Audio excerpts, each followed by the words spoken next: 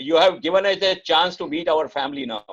वाह, एक सबसे महाभारत परिवार से वापस मिला। पहले आप ये बताइए, महाभारत एक वक्त था जब महाभारत आती थी, सड़कों पे सन्नाटा होता था और एक ही आवाज आ रही होती थी घरों से, महाभारत। आज फिर से इतने सालों के बाद वही समा है, वही सन्नाटा है और एक बार फिर से घरों से आवाज आ रही है महाभारत। What is this? ये फीलिंग क्या है? सबसे पहले मैं we are very lucky, हम लोग बड़े सौभाग्यशाली हैं कि हमको एक ही जीवन में महाभारत दोबारा देखने का अवसर मिल रहा है और इस देशवासियों को भी मिल रहा है। और महाभारत जो है हमेशा से प्रासंगिक रही है, मतलब उसके प्रसंग जो है कंटेम्परेरी है। जैसे मैं अगर उदाहरण के तौर पे कहूँ तो आज कोरोना वायरस फैला हुआ है, महाभारत में भी कोरोना वायरस यहाँ बैठा हुआ है गूफी पेंटल, वो फैला हुआ था उस वक्त भी, तो उसने बड़ा तंग किया था हम लोगों का। ये महाभारत का कोरोना वायरस था, इसने सबको मारने की प्लान की थी, लेकिन हस्तिनापुर वासियों ने ठाना था शकुनी को मिटाना है, तो हम लोगों ने शकुनी को मिटाया है, तब जाके हस्तिनापुर चौहों ओर से सुरक्षित हुआ। आज फिर भारतवासियों ने ठाना है कोरोना को हराना है। अनमोल, मैं एक बात बताना चाहती हूँ, आपने ना एकदम ये सारे बदमाशों को इकट्ठा करके पूरे झंझट खड़ी कर ली कि अभी मेरी हिंदी को लेकर पढ़ेंगे, मेरी मोटापा को लेकर पढ़ेंगे। अनमोल ये पहली पत्नी है जो अपने पतियों को जो बदमाश बोल रही है। अच्छा, हिंदुस्तानी नारी है। रूपा जी, सबसे ज्यादा बदमाश कौन था सेट पे, बताइए आप, सच्ची सच्ची बता दीजिए आज। देखो, शुरू में जो आपको तंग करना, पंकज धीर नहीं अर्जुन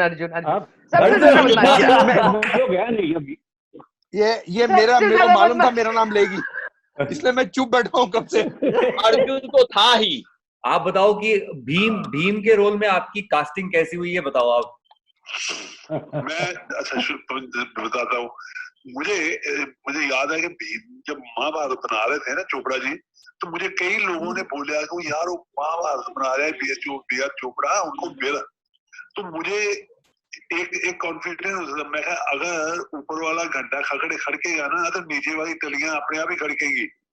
का फोन आया मुझे एक दिन और उन्होंने बोला जी चोपड़ा साहब आपको मिलना चाहते हैं, और तो सब मिल गए हैं लेकिन भीम नहीं मिल रहा। तो मैं गया उनके पास, पूरे खड़े हुए, तो बस काम बन गया। और मुझे इतना नहीं पता था कि महाभारत इतनी चलने वाली है।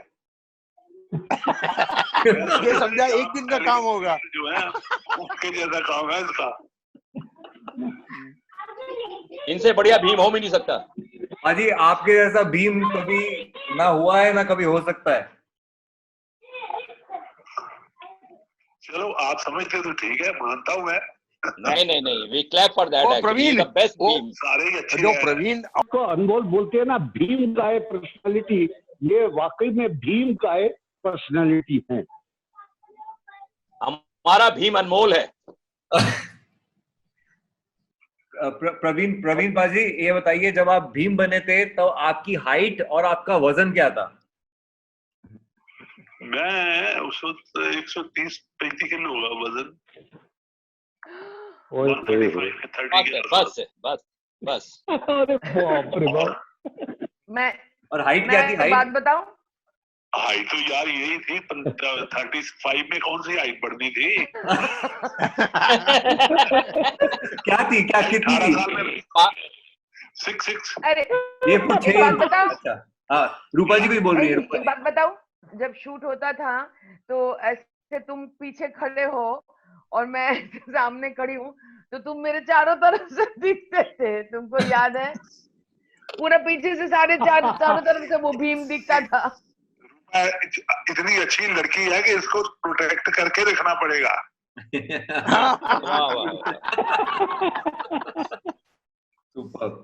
प्रवीण बाजी, आप हमारे साथ कनेक्ट हुए यहाँ पे, उसके लिए thank you so much.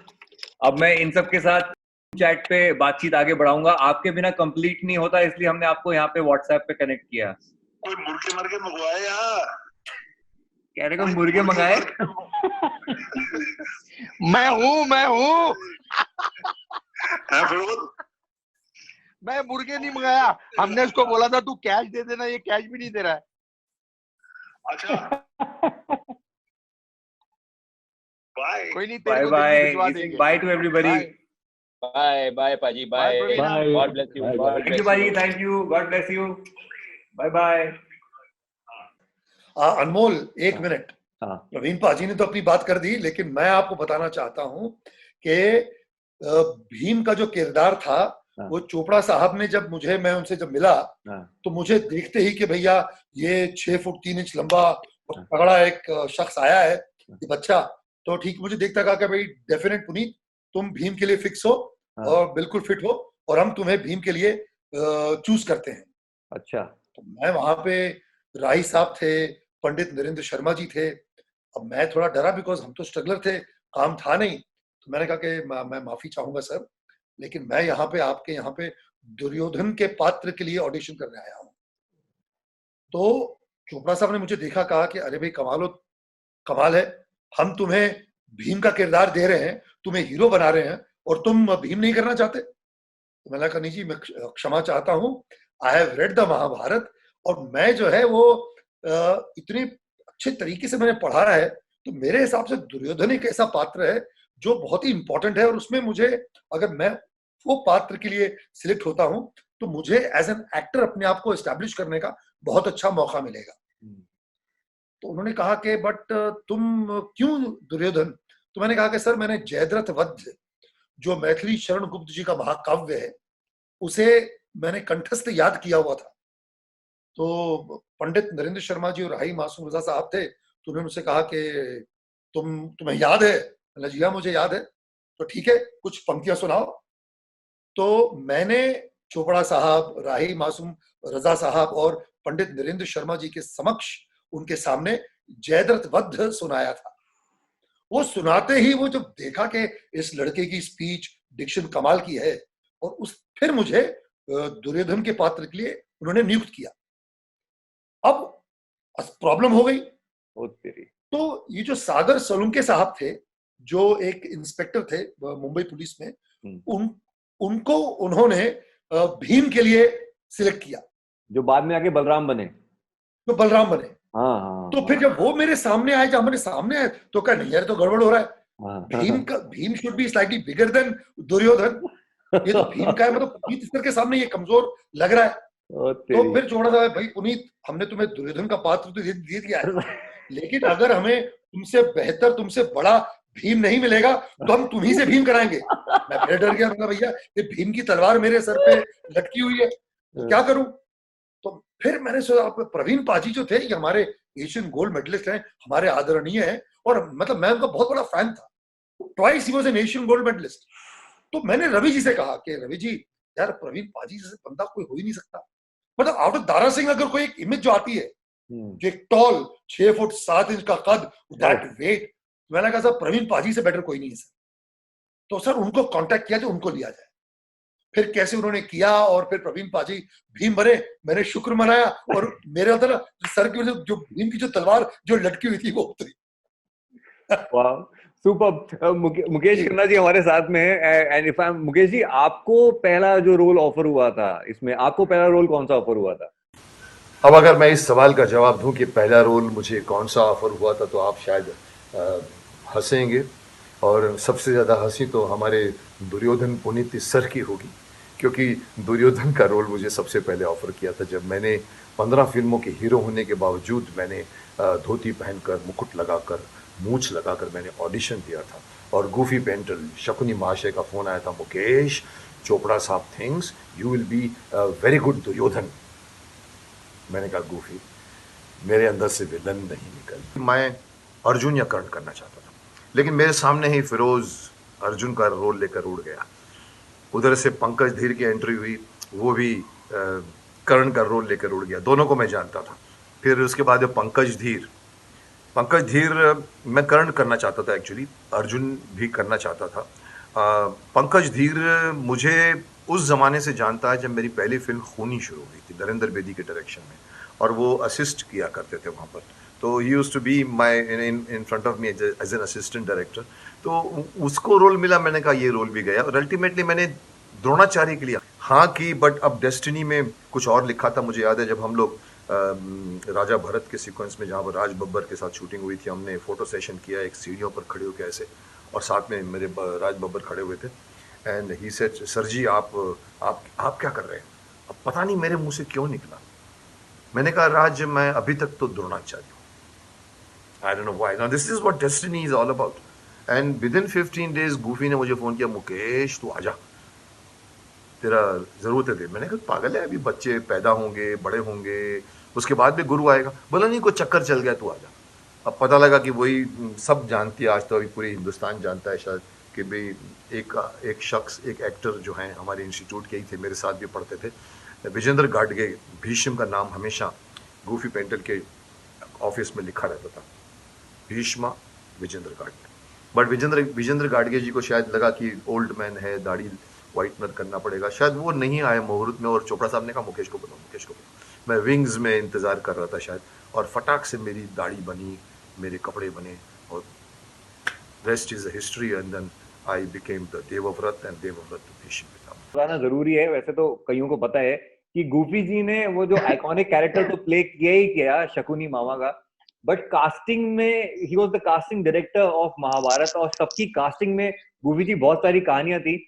In fact Arjun, मैं आपको एक बात बताऊंगा, मेरी पंकज जीत से बात हो रही थी, और उन्होंने बताया कि कर्ण के रोल के लिए जब उन तक कहानी पहुंची, उससे पहले वो अर्जुन प्ले करना चाहते थे, लेकिन जब उनको पता लगा कि एक बहुत ही हैंडसम ग्रीक गॉड लुक्स का लड़का उसे अप्रोच किया गया जिसका नाम फिरोज है, तो उन्होंने कहा मेरा यहाँ पे चांस बनता ही नहीं, ये तो रोल उसी के पास जाएगा।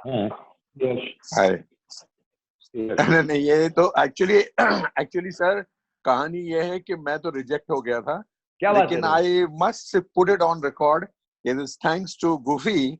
वो एक कहाँ गए वो लोग किया था, एंड गूफी का फोन आया था, तो डॉक्टर राही साहब या किसी ने बोला, तो I was summoned to go to Chopra sahab's place for an audition. और मुझे याद है, मुझे गूफी ने पहली टाइम ये 2 पेज का डायलॉग दे दिया, मेरे को बोला तो महाभारत का ऑडिशन देगा तू? मैंने कहा महाभारत क्या होता है यार, मैंने तो कभी कुछ जाना ही नहीं था, वो तो सिर्फ वो एक लोगो था कि भाई बहुत ही खूबसूरत भगवान और एक व्यक्ति खड़ा है, बड़ा हैंडसम, वो अर्जुन, बाकी उसके अलावा मुझे कुछ नहीं मालूम था। तो जब वो डायलॉग दिया गया तो मेरे बाजू में एक शख्स बैठे थे जिनका नाम था गोविंदा, तो वो जो मैं पढ़ा हस्तिनापुर, ये पुर वो पुर, तो मैंने कहा भाई साहब ये हिंदी में है, जरा आप मुझे पढ़ के सुनाए, मैं इंग्लिश में लिख देता हूँ। And that's how it started out. So ये मेरी कहानी है। गोविंदा एज इन, और पापा जी ने भी कहा, गोविंदा दी एक्टर गोविंदा, वो आपके साथ में बैठे हुए थे। He came as an audition. मेरे पहले का audition. Abhimanyu, he was finalized for Abhimanyu. He was finalized for Abhimanyu.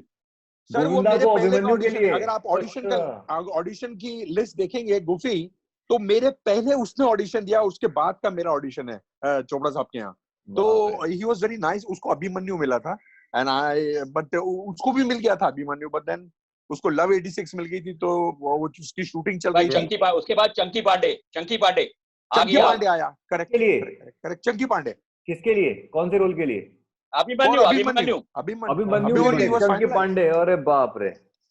एक दिन इसने मुझे बोला कि तू आ जा इधर, मैं आ गया, उधर गया तो कोई भी नहीं था। इसने मुझे कहा कि तू वो सफेद वस्त्र पहन ले जल्दी से, तो मैं पहन लिया। और चमन था, तो चमन को बोला मेकअप करके इसको मूछे लगा दो यार, and he told me to come. तो जब मैं गया, क्या कहते हैं, चोपड़ा साहब का रूम जो था वो ऊपर था, फर्स्ट फ्लोर पे। तो as soon as I opened the door with the costume and all, वहां मैंने देखा कि पंडित नरेंद्र शर्मा जी और राही मासूम रजा और सतीश भटनागर साहब सब बैठे हुए थे। तो जैसे ही नरेंद्र शर्मा जी पलटे, उन्होंने मुझे प्रणाम किया और कहा कि आइए अर्जुन आइए। तो मैं तो पीछे पलट के देखा, मैंने कहा कौन अर्जुन भाई, मैं तो नहीं था। और उधर वहां ये उन्होंने सिलेक्ट किया, तो गूफी ने पूछा भी कि पापा जी आपने तो इसको रिजेक्ट कर दिया था। कहा कि नहीं कुछ नहीं, ये बस यही हमको अर्जुन हमारा मिल गया। और मेरे लेफ्ट के ऊपर जब मैंने नजर डाला, तो ओरिजिनल जो द्रौपदी थी उसका फोटो सेशन चल रहा था। That was Juhi Chawla, if I M correct me Goofy, you remember that she was standing on the left. मैं बिल्कुल उसी पे आने वाला था, कि उसके साथ मेरे कुछ, हाँ, उन्हीं के साथ मेरे फोटो सेशन वगैरह हुए थे। And that was the day I was born as Arjun. Wow, क्या बात। बट बिल्कुल मैं इसी से कनेक्ट करने वाला था बात को कि जूही चावला वो पहली चॉइस जो कि द्रौपदी के रोल के लिए, और वहां से ये बात आप तक कैसे पहुंची रूपा जी, ये बताइए। मुझे जितना याद है, ये स्टोरी मुझे बाद में पता चला था। अच्छा, क्या? पहले तो नहीं पता चला था, बाद में पता चला जब जूही जी ने कहा था कि कुछ न्यूज़पेपर में आए, कुछ आर्टिकल्स वगैरह मैगजीन्स में आए थे कि she did not want to do this role because she had lot of other film commitments, और इसका महाभारत का 2 साल लंबा चलने वाला काम था। तो उन्होंने कहा था कि मेरे से इतना लंबा कमिटमेंट देना पॉसिबल नहीं होगा। तो तब मुझे लगता है, जो बाद में सुना, कि वो गणदेवता बोल के एक सीरीज चल रहा था उस वक्त। वहां पे किसी ने देखा होगा, शास्त्री अंकल या पापा जी या किसी ने देखे होंगे वो सीरियल गणदेवता। देखने के बाद उन्होंने सब मिलके बोले कि अगले बुधवार इसको देखते हैं, उसको एक बार टीवी पे देख लेते हैं और सब मिलके बैठ के देखेंगे। तो वो रोल था ना, एक गांव की लड़की और वो गांव की बहुत फेमस प्रोस्टिट्यूट। मुझे ये यकीन नहीं हुआ, हाँ, मुझे ये यकीन नहीं हुआ कि वो रोल देखकर उनको ऐसे लगा कैसे, क्योंकि जब मैंने बाद में पूछा था, then they contacted me, then they called me over Calcutta में, किसी जर्नलिस्ट को से भौमिक दास से पता लगा के डायरेक्टर को ढूंढा, डायरेक्टर को ढूंढ के वीरेश चैटर्जी डायरेक्टर को ढूंढ के, then they called me over to Bombay. Gufi उस दिन मुझे होटल में मिलने आए थे। ये लोग रिसीव सब कर लिए होटल में। तो मैं बहुत वैसे उस सी प्रिंसेस में, तब जाके दूसरे दिन हम लोग का वो टेस्ट वगैरह हुआ। वो सारे लोग बैठे थे वहां पे, 2 पेज का गूफी ने कागज दिया, वो इतनी बड़ी हिंदी लिख के, तो मुझे उसको रोमन में लिखना पड़ा। मुझे तो हिंदी पढ़ना आती नहीं थी तब, आता नहीं था। अरे आता का भी तो झंझट है। तो आती। तो उस वक्त सारे लोगों ने, गूफी ने मुझे बहुत याद करने में मदद की। Then we went there and that's how I got selected same day. मतलब रूपा जी, आपके और नीतीश जी के बीच में जो खासतौर पे सीन्स होते थे वो बहुत ही ज्यादा स्पेशल होते थे, between the two actors, end of course जो 2 किरदार हैं, द्रौपदी और भगवान कृष्ण के। और मुझे लग रहा है ये बिल्कुल सही मौका है, वक्त है जब हमें लेकर आना चाहिए नीतीश जी को हमारे साथ में। देखा हमने। नीतीश जी, आपकी जर्नी भगवान कृष्ण तक बनने की जो है, वो विदुर से होते हुए, नकुल सहदेव से होते हुए, फिर भगवान कृष्ण तक पहुंची जी। उसके बारे में कुछ थोड़ा सा अगर आप बताएं संक्षेप में। पहले जब 86 में पूरा साहब का ऐड आया था टाइम्स ऑफ इंडिया में, तो आई डोंट थिंक, कम से कम मुझे लगता है 1000-1500 एक्टर्स के ऑडिशन लिए होंगे वहां फिल्मालय स्टूडियो में।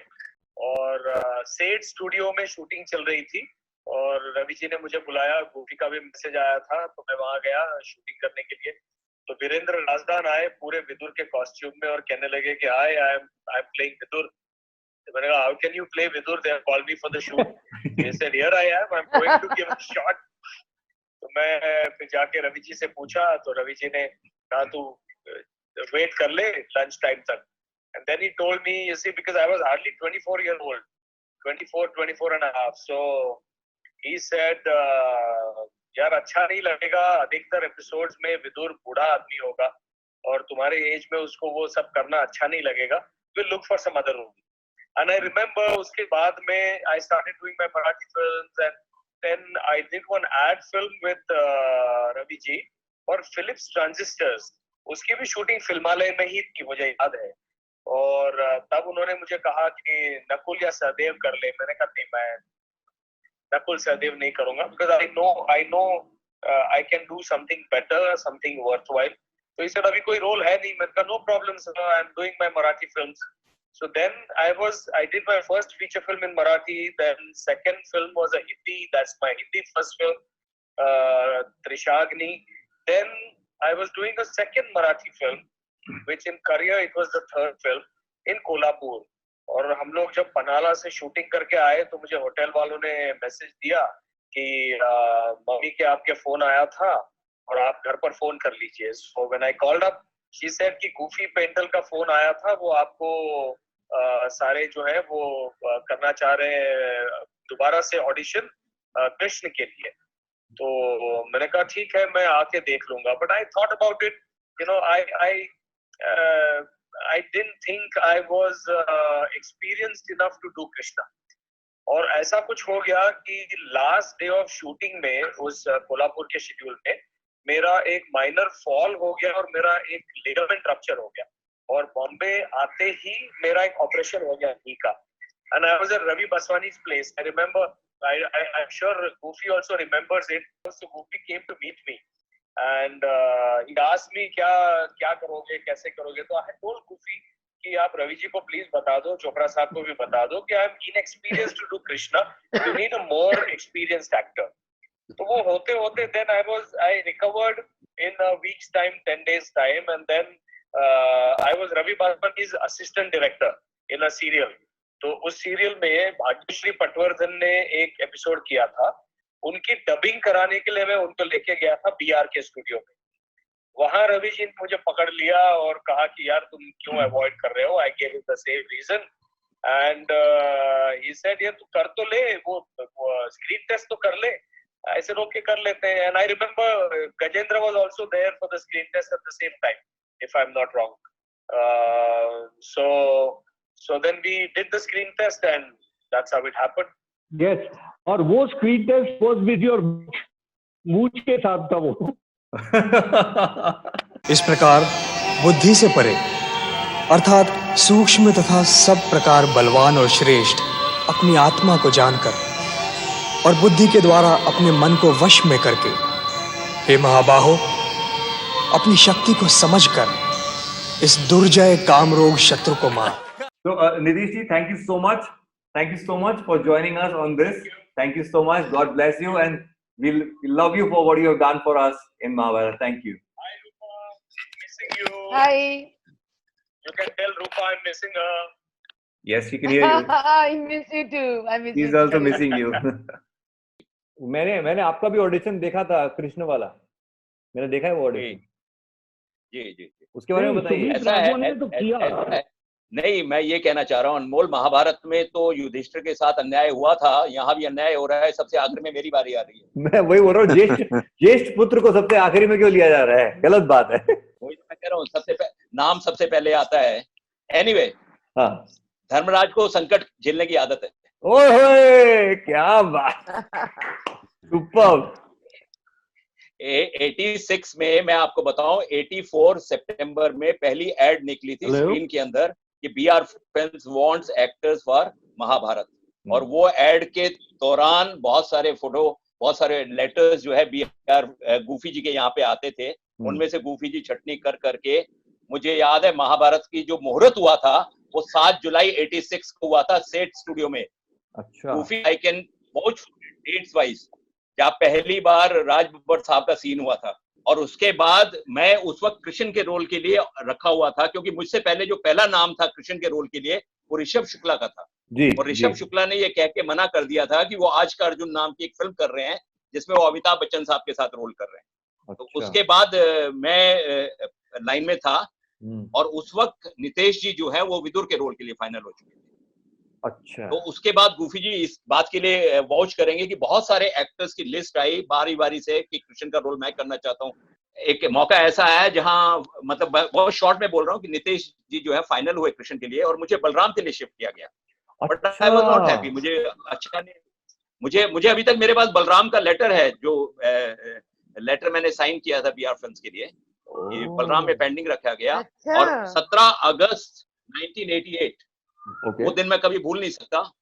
मैं एक दोस्त के साथ में फिल्म सिटी गया था घूमने किसी रोल के लिए, किसी और सीरियल में, और वहां पे रवि साहब शूटिंग कर रहे थे. तो प्यारे लाल जो थे हमारा खाना बनाते थे बीआर फिल्म्स में सबका, वो वहां पे कुक थे. तो मैंने प्यारे से पूछा अंदर कौन, पापा जी शूटिंग कर रहे हैं कि रवि साहब है? तो उन्होंने कहा रवि साहब है. तो मैंने कहा रवि साहब के साथ तो ट्यूनिंग थी, तो हम मिलने चले गए अंदर. तो उस वक्त वो सीन चल रहा था जब भीष्म पितामह अंबिका अंबालिका को जीतने आते हैं और वो तीर से सबके मुकुट गिराते हैं. तीसरा या चौथा एपिसोड का. उस वक्त रवि साहब की नजर मेरे पे पड़ी. उस वक्त युधिष्ठिर का रोल कर रहे थे ललित तिवारी, जिन्होंने बाद में संजय का रोल किया. अच्छा, बाप रे बाप, क्या कहानी है. उस वक्त रवि साहब ने मुझे देख के बोला तू क्या कर रहा है? तो मैंने बोला कि मुझे बलराम दिया है. बोले ओके. तो सोचने लगे, फिर वो शॉर्ट में बिजी हो गए. शॉर्ट में आने के बाद उन्होंने मुझे बोला धर्म चोपड़ा साहब खड़े थे, उनको बोला आई am not happy with the boy जो युधिष्ठिर का रोल कर रहा है, हम इसको ट्राई करें। तो धर्म चोपड़ा साहब ने मुझे देखा और कहने लगे अच्छा लगेगा। तो मुझे बोला कि कपड़े पहन के आ तू, ड्रेस मैन को और मेकअप मैन को भेजा कि ड्रेस पहन के आ। मैं ड्रेस पहन के आया तो पूछा कि कैमरामैन से थे धर्म चोपड़ा साहब, उनसे पूछा कैसा लग रहा है, बोले बहुत अच्छा लग रहा है। तो बोला एक काम कर, पूरे गेटअप करके आ। मैं जाने लगा तो उन्होंने फिर आवाज दी कि 1 मिनट रुक, कल क्या कर रहा है तू? मैंने बोला मैं फ्री हूँ। फ्री तो होते ही थे, हम काम तो था ही नहीं हमारे पास, चाहिए वो यही है। तो मुझे बोले कि कल ऑफिस आ जा। ऑफिस गए तो ऑफिस में मुझे पूरा गेटअप युधिष्ठिर का मेकअप करके तैयार करके चोपड़ा साहब के सामने पेश किया गया। गुफी साहब उसमें सहायक थे। गुफी साहब लेके चोपड़ा साहब के पास गए तो चोपड़ा साहब ने कहा अच्छा लग रहा है, राही साहब को दिखा लो। तो गुफी जी बोले चलो राही साहब के पास चलते हैं। रवि जी ने भी देखा। तो जैसे नीचे उतर रहे थे फर्स्ट फ्लोर से, सीढ़ियों पे राही साहब ऊपर आ रहे थे। अच्छा। तो राही साहब को बोला गया कि देखिए इनको चोपड़ा साहब ने युधिष्ठिर के रोल के लिए किया, कैसा लग रहा है? तो उन्होंने कहा कि अच्छा लग रहा है, पंडित जी को दिखा लो, पंडित नरेंद्र शर्मा जी, बिकॉज वो फाइनल अथॉरिटी थे। Then we went to पंडित जी। हाँ। Then गुफी जी, माइसेल्फ, चमन जो मेकअप मैन थे, चोपड़ा साहब की मर्सिडीज गोल्डन कलर की 6744 गुफी जी, उसमें हम चारों, मैं युधिष्ठिर के गेटअप में पंडित नरेंद्र शर्मा जी के घर 20th रोड पे गए। 20th रोड पे गए। सुनिए अब आगे की कहानी बहुत इंटरेस्टिंग। वहां गए तो पंडित जी की बेटी खड़ी थी, तो उनसे कहा गया, तो बोले कि पंडित जी पूजा कर रहे हैं। करीब 20 मिनट के बाद पंडित जी बाहर आए और गुफी जी ने उनसे कहा कि इनको चोपड़ा साहब ने युधिष्ठिर के रोल के लिए रखा है, कैसा लग रहा है? तो पंडित जी की आदत होती थी वो ट्रांस में चले जाते थे। तो उन्होंने देखने लगे, हाँ मेरा युधिष्ठिर रथ से उतरा, दोनों तरफ सेनाएं खड़ी हैं, वो गया भीष्म पितामह के पैर छुए, उन्होंने आशीर्वाद दिया। अर्जुन ने पूछा कि हम तो युद्ध आरंभ होने से पहले ही हार गए। ये पूरी कहानी उन्होंने कही और जैसे ही पलटे मेरी तरफ, कहने लगे यही है मेरा युधिष्ठिर। गुफी जी ने मुझे बोला बधाई हो, बहुत बड़ा रोल मिल गया। अरे सुनिए बाप, उसके आगे जब उसके बाद गाड़ी में हम वापस ऑफिस आए, ड्रेसेस चेंज की, नीचे आए तो जो मेकअप मैन डिपार्टमेंट था और ड्रेस मैन डिपार्टमेंट, सबने बोला पार्टी पार्टी पार्टी। मैंने जेब में हाथ डाला, मेरे पास 150 रुपए थे। मैंने वो 150 रुपए निकाल के उनको दे दिए और उसके बाद जब बस की तरफ जाने लगा, बस पकड़ने के लिए, तो मेरे पास 50 पैसे भी नहीं थे। तो मैं वहां से डीएन नगर तक पैदल आया था, मुझे याद है अभी। वो दिन मैं कभी नहीं भूल सकता। बारिश हो रही थी और मैं उस बारिश में पैदल चलते हुए मैं डीएन नगर अपने रूम तक आया था। मतलब धर्मराज आपका कष्ट वहां से शुरू हो गया। जानते ये सारे भाइयों ने कष्ट के अलावा दिया क्या है मुझे? वैसे अनमोल जी, so good with figures and numbers, I am amazed. Arjun भाई, या जितने भी टेलीफोन नंबर थे इसको बोल दो एक बार। मैं इसको बोला करता था कि यार मुझे याद है 88 में अर्जुन ने अपनी गर्लफ्रेंड का नंबर मुझे दिया था, अभी भी याद है। अबे 10 साल मैं तेरे को ये बोलने के लिए बोला क्या? नहीं ये नहीं बोला, लेकिन मैं याददाश्त बता रहा हूँ कि मुझे अभी भी याद है वो कोलाबा वाली। उसको नंबर याद, लेकिन नाम नहीं होता ना, उसको सब नंबर याद रहता है। नंबर नाम नहीं बताऊंगा, नंबर भी नहीं बताऊंगा। गुफी जी, महाभारत में सबसे मुश्किल कास्टिंग, क्योंकि you were the casting director, सबसे मुश्किल कास्टिंग किस किरदार की थी? पर मुझे लगता है वाकई में जो सबसे मुश्किल अगर कास्टिंग, तीन चार तो बहुत ही मुश्किल थी। For example Draupadi, for example Krishna, for example Bheem, क्योंकि ये जो है ना वेरी टिपिकल कैरेक्टर्स थे और इनके जैसा मिलना मुश्किल था। और एक दुर्योधन, और अगर मैं ले सकूं तो मैं खुद अपना नाम भी, बिकॉज नहीं ये तो सबसे आसान था। एक्चुअली मैं बोलने जा रहा था सबसे आसान क्या कास्टिंग थी, वो गुफी जी की कास्टिंग थी। इन्होंने रखा हुआ था ये रोल अपने लिए और लिखाया भी था। अच्छा उस वक्त हम लोग नए थे तो खुद के लिए साले ने सिग्नेचर नोट भी लगाया था। और मैं एक बात ऑन रिकॉर्ड कहना चाह रहा हूँ, गुफी जैसा शकुनी भी पैदा नहीं होगा। नहीं हो सकता, क्योंकि सब आदतें अंदर हैं ही वैसी। Goofy is the nicest person I know. Come on. Goofy, अरे एक minute. Goofy, you are still known as Shakuni boss. And you, तूने जो popularity लिया है, nobody can take it. Actually, Mahabharat minus Shakuni is zero. Nothing. Zero. Gufi ji, बहुत से लोगों को पता नहीं है कि वो जो आप लंगड़ाते थे वो एक्चुअली कोई एक्टिंग नहीं थी, वो एक्चुअली आपके हिप में प्रॉब्लम था। ऑपरेशन में पहले भी करा सकता था, लेकिन उस रोल के लिए मैंने 3 साल जो है ना मेहनत की, और पीड़ा सही। आप लोग सबको मालूम है कि मैं कौन कौन सी कॉम्बी फिल्म खा खा के गुजारा करता था। अरे बाप रे। बट उसका रिवॉर्ड भी मिला आपको, उसका रिवॉर्ड भी तो मिला आपको। सबसे डिफिकल्ट सीन परफॉर्मेंस वाइज रूपा जी कौन सा था? मुझे जितना याद आता है अभी कि वो वस्त्र हरण का जो एपिसोड था, उस वक्त बहुत डायलॉग थे, बहुत इमोशनल डायलॉग थे, बहुत कठिन शब्द थे, और सारे लोग एक साथ फ्लोर पे थे।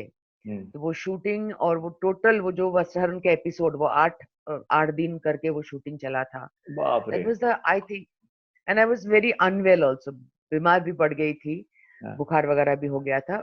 फिर भी वो सीन, वो पूरे 8 दिन का वो शेड्यूल बहुत डिफिकल्ट था, बहुत डिफिकल्ट था। मैं इमोशनली बहुत ब्रेक कर रही थी, तो मुझे उसके लिए भी बहुत बार अपने आप को ठीक करना पड़ रहा था।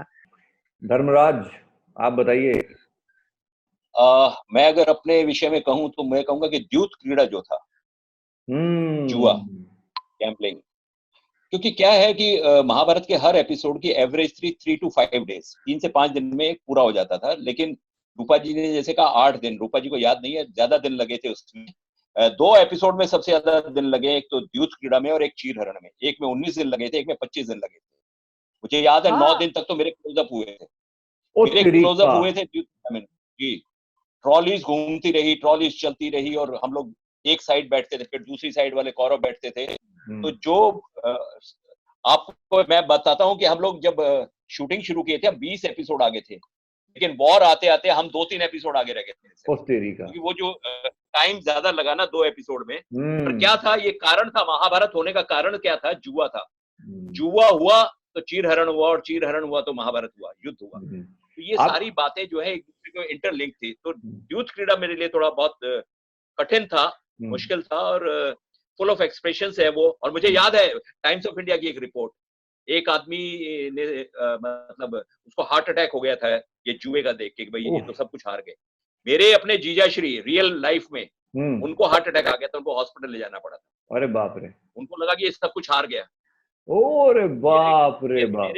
मेरे घर में तो मातम जैसा हो गया था कि ये सब कुछ हार गया। मतलब मेरे पेरेंटल साइड जो दिल्ली में है, गांव में है, वो लोग, क्योंकि बॉम्बे वाले फैमिली तो समझती है कि ये फिल्म है, लेकिन उनको लगता था कि शायद सच्चाई है, असलियत ऐसी चल रही है। अर्जुन भाई, आपसे पूछूंगा मैं, क्योंकि हम डिफिकल्ट सीन्स की बात कर रहे हैं, कौन सा था आपके लिए सबसे मुश्किल scene? To come to your question, let me tell you, okay, the iconic scene जो था हमारे लिए, वो था वो ब्रह्मंडला का, क्योंकि मेरे दादा परदादा ने कभी डांस नहीं किया था, और उसके लिए मुझे जब रवि जी ने कहा कि भाई अब तेरा वो डांस का पोर्शन शुरू हुआ, तो मैं तो बोला मैं तो डांस नहीं करूंगा, मैं तो अपनी खिड़की नहीं उठाऊंगा, क्योंकि ये लोग तो खड़े रहते थे खींचने के लिए। लेकिन गोपी कृष्ण जी ने मुझे एक बात कहा था कि तू ऊपर वाले में भरोसा रखता है, तू मेरे पे यकीन रख, और तू मेरे साथ 10 दिन काम कर, 10 दिन यू गिव मी टाइम। तो रवि जी ने बोला एक काम कर, तू कर ले, अगर तेरे से नहीं होता है तो मैं स्टैंड बाय पे किसी को रखूंगा, क्लोज तेरे ले लूंगा, लॉन्ग शॉट उसको दे दूंगा। तो साहब वो सुबह से लेके जो 9 बजे से लेके शाम के 8-9 बजे तक के 1 2 3 1 2 3 1 2 3 करते करते करते करते पैर थक जाते थे। 2 रोटी मिलती थी गोपी जी देते खाने के लिए। लेकिन साहब ये हुआ कि जब 10वां 11वां दिन था, 12वां दिन था, जब मेरी शूट हुई थी, तो ये तमाम लोग मौजूद थे वहां ये देखने के लिए कि मेरी खिल्ली कैसी उड़ाई जाए। लेकिन गोपी जी ने जिस तरह से तोड़े सिखाए थे, और मेरे साथ जो थी गौरी शर्मा, गजू गौरी शर्मा नाम था उसका, वो जो उर्वशी बनी थी, वो लखनऊ घराने की थी, गौरी शर्मा। और उसने जब मेरे साथ वो तोड़ा की तो उसकी वालदा ने मेरे को बड़ा सराहा और कहा कि रियली कमेंडेबल कि आपने काम किया, आप तो सच्ची सीखे हुए हैं क्या? मैं दिल में सोचा बहुत अच्छा किया था अर्जुन ने। Thank you. लेकिन इससे ज्यादा हटकर एक सीन मैं, अगर आप लोग इजाजत दें तो मैं बोलना चाहूंगा, वो मैं अपनी जिंदगी का सबसे डिफिकल्ट और सबसे मतलब दुख से भरा हुआ है वो सीन। अरे बाप रे। रात का टाइम था, लाक्षागृह का सीन चल रहा था, और गजेंद्र था उधर मौजूद, और मैंने बताया नहीं था किसी को, 27 लेकिन जनवरी मेरे 27 27 जनवरी की बात है, 89 27 जनवरी की बात है, मैं ये तारीख इसको याद था। मेरे फादर वहाँ डेड बेड पे थे क्योंकि उनको कैंसर प्रोस्टेट का हो गया था, और पापा के मतलब उन दिनों तो हमारे यहाँ कोई सेल फोन नहीं चलता था, तो घड़ी घड़ी मुझे फिल्म सिटी के अंदर वहाँ भाग के जाना पड़ता था। मेरे ब्रदर का फोन आता था, फिरोज तू जल्दी से आ जा, तू जल्दी आ जा, जल्दी आ जा, पापा याद कर रहे, तू आ जा। और मैं रवि जी को बोल नहीं पाता क्योंकि मेरे फादर बड़े खुददार थे। And I don't know how I did that scene. Suddenly कुछ तकरीबन 1 बज रहा था या 1:30 बज रहा था, तो रवि जी ने कहा कि अरे यार चलो अभी बाकी का सीन जो है, ये जो मेजर हो गया है, अब क्लोजअप वगैरह वो कर लेंगे, अभी जाओ। तो मैं आया, मेरे पास गाड़ी नहीं थी, एंड आई रिमेम्बर गजेंद्र। मैं गजेंद्र को बोला, गज मेरे को यार प्लीज किसी तरह से तू मेरे को हाईवे तक के छोड़ दे। तो लास्ट फोन मेरा ब्रदर का फोन आया था कि फिरोज पापा इज थिंकिंग कम फास्ट। और कुदरती रवि जी ने बोला, मेरे को तो ये था कि सुबह के 5 बजे तक सीन था। I said I have lost my father, but मैंने बोला नहीं क्योंकि मेरे पापा ने कभी किसी का एहसान नहीं किया था। तो मैं जब हाईवे पे इसने मुझे छोड़ा तो ये मेरे को बोला तू इतना ट्रबल्ड क्यों लग रहा है? मैंने कहा नहीं बस मेरे को जाना है। एक टैक्सी वाला था, उन दिनों हमको 100 रुपए मिलते थे सर कन्वेंस का, तो मेरे पास कुछ तकरीबन 150 या 200 थे। मैंने कहा देख भाई ये 200 रुपए रख ले, लेकिन तू मेरे को कितना जल्दी बांद्रा ले जा सकता है ये लेके जा। मैं सीधा पापा को शांति अवेदना वो हॉस्पिटल में पापा को रखे थे, मैं वहां गया। मैं जैसे ही एंटर किया पापा को मैंने देखा, I was standing at his feet. मैंने कहा पापा अस्सलाम वालेकुम। he looked at me, he said finish, and that was the end of the story. तो जिस दिन लाक्षागृह चल रहा था उस दिन मेरे घर का भी लाक्षागृह चल रहा, and I lost my father that day. So I think that was one of the most difficult thing. बाप रे, वो सीन कभी भूलता नहीं मैं। बाप रे बाप। सॉरी, आर्टिस्ट की जिंदगी देखे कैसे होती है। बताओ यार, कमाल है। Gajji come on, pack up our mood. Gajji I give it to you, come on. या कुछ सुनाइए इनकी बदमाशी की कहानी, इनके खाने की कहानी, चिकन की कहानी। हाँ मैं नहीं चिकन की मैं एक कहानी सुनाता हूँ आपको। एक सीन था जहाँ दुर्योधन के 99 भाई जो है वो वीर गति को प्राप्त हो चुके हैं, और बाकी पांचों पांडव जो है वो आशीर्वाद लेने जाते हैं माता गांधारी का। और मेरे को थोड़ा पानी देना।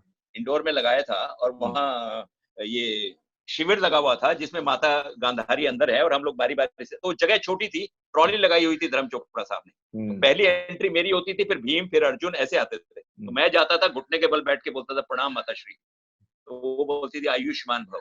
उसके बाद प्रवीण जी आते थे। प्रवीण जी क्या लंबे थे, तो फ्रेम में आ नहीं पाते थे, वो रिटेक हो रहे थे बार बार। अब उनको बैठना भी थोड़ा मुश्किल होता था क्योंकि वजन ज्यादा था। एक बार, 2 बार, 23 रिटेक हो गए। तो 24वीं बार जब आए तो मैं बैठा, मैंने कहा प्रणाम माता श्री, उन्होंने कहा आयुष्मान भव। प्रवीण जी आए, बैठे, प्रणाम माता श्री, उन्होंने कहा आयुष्मान भव। तो रवि ने बोला कट कट कट कट, एक और लेना पड़ेगा पाजी, अब टाइम से बैठ, ठीक से बैठ नहीं रहे, फ्रेम के बाहर जा रहा है। कहते रवि जी एक गल दसो। मैंने एक चीज समझ नहीं आई, आशीर्वाद बढ़ रही है कि गुलूकंद बढ़ रही है? जदों भी आने बार बार कहती है, जदों भी आओ बार बार कहती है आयुष्मान भाव, आयुष्मान भाव, और 24 बार हो गया आयुष्मान भाव। ये हमारे प्रवीण जी की सेंस ऑफ ह्यूमर थी। एक Gufi ji has joined us, which is amazing. Gufi ji एक बहुत प्यारी आपने कहानी सुनाई थी। वो एक सीन था जहाँ पे कि भीम ने जब रास्ते में उनके हनुमान जी आ जाते हैं, वो जो उनकी हनुमान जी की जो पूछ है वो उठाने का सीन था। उसके बाद अगले दिन न्यूज़पेपर्स में क्या आया था बताइए। हाँ, तो वो क्या था, वो that portion was directed by me. Hanuman जो है रास्ते में बैठे हुए हैं, और फिल्म सिटी के बाहर एक छोटी सी एक दरिया जैसा बह रहा था, छोटा सा, तो उसके किनारे हम कर रहे थे, बरसात का मौसम था। तो हनुमान जी, दारा सिंह जी और उनकी पूंछ उधर। तो अभी भीम जी आए, तो परवीन जी अपने स्टाइल में, वो बांद्रा पूंछ हटा, वो बोलते है मैं नहीं हटाऊंगा, तेरे में हिम्मत है तो तू हटा ले। कहते तू हटाता है कि नहीं? कहते नहीं हटाऊंगा। और बाद में अल्टीमेटली बोला, ओ मुझे अनुमान हो गया था कि आप हनुमान हैं जी। इसके बाद आई थिंक किसी न्यूज़पेपर में आया था कि हनुमान और भीम जो है वो पंजाबी थे। वहां पर के बुरा हाल। और उन दिनों में रीडर डाइजेस्ट आता था फिल्म फेयर में, तो उसमें लिखा हुआ था now we come to know that Bhim and Hanuman always are Punjabis. Anmol Gajji, हाँ एक किस्सा और सुनाता हूँ। हम लोग लंदन जा रहे थे शोज के लिए। अच्छा। ये प्रवीण जी की सेंस ऑफ ह्यूमर देखिए। हाँ। तो अर्जुन और हम लोग सब एयरपोर्ट पहुंचे। तो अर्जुन की पत्नी जी आई हुई थी उनको विदा करने के लिए। तो जैसे हम अंदर जा रहे थे अपनी वाइफ से गले मिलके बाय बाय कर रहा था, तो प्रवीण जी बड़ी देर मेरे साथ खड़े थे और बहुत देर तक वेट कर रहे थे। तो ये थोड़ा इमोशनल हो गया। तो प्रवीण जी वहां से आवाज देते हैं, ओए तू कौन सा भारत छोड़ो आंदोलन में जा रहा है, तूने वापस नहीं आना। And but one thing we all will definitely bow to Ravi ji के। रवि जी अगर नहीं होते तो हम में से कोई भी हम नहीं होता सर। नहीं होता। क्या बात है, कोई नहीं होता, कोई नहीं होता। रवि जी की all credit goes to Ravi. Ravi ji की may his soul rest in peace, but he was a phenomenal thing। क्या आदमी था सर वो, क्या बात थी उनकी बात है। आज स्वर्ग में बैठे देख रहे होंगे, खुश हो रहे होंगे कि उनकी महाभारत दोबारा चल रही है। जी, क्या बात है। ये दोनों इतना अच्छा गाते थे, तभी तो हमारा वनवास इतना अच्छा बीता। वाह जी वाह। तो हो जाए, अभी भी वनवास का ही वक्त चल रहा है सर। ये जो वक्त चल रहा है हो जाए, इसमें दोनों का हो जाए। इसका स्केल में पकड़ सकती हूँ। हाँ क्यों नहीं पकड़ सकती, ये स्केल में तो तूने गाई है मेरे साथ। अरे सब तरीका, तब तो मैं गाना गाती थी।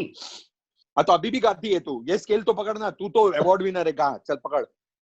ये दिल दीवाना है, दिल तो दीवाना है, दीवाना दिल है ये दिल दीवाना। ये दिल दीवाना है, दिल तो दीवाना है, दीवाना दिल है ये दिल दीवाना। ये दिल दीवाना है, दिल तो दीवाना है, दीवाना दिल है ये दिल दीवाना। वाह super. Thank you. I genuinely want to thank each one of you guys. आप लोगों ने तब भी हम सबकी जिंदगानियों में एक खुशहाली, एक बहुत अच्छी सीख, हर चीज जो लाइफ के अलग अलग फैक्टर्स होते हैं आप तब लेकर आए।